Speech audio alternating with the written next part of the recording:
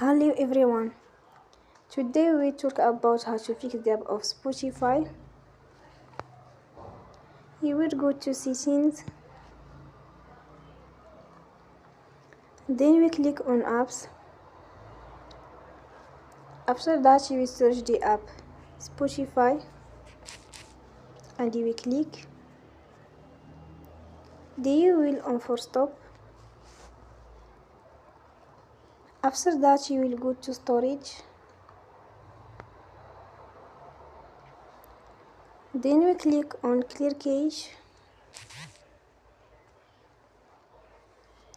You will go to Play Store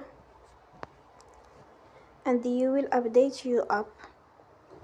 Don't forget to support us by like and subscribe. See you next time and thank you for watching.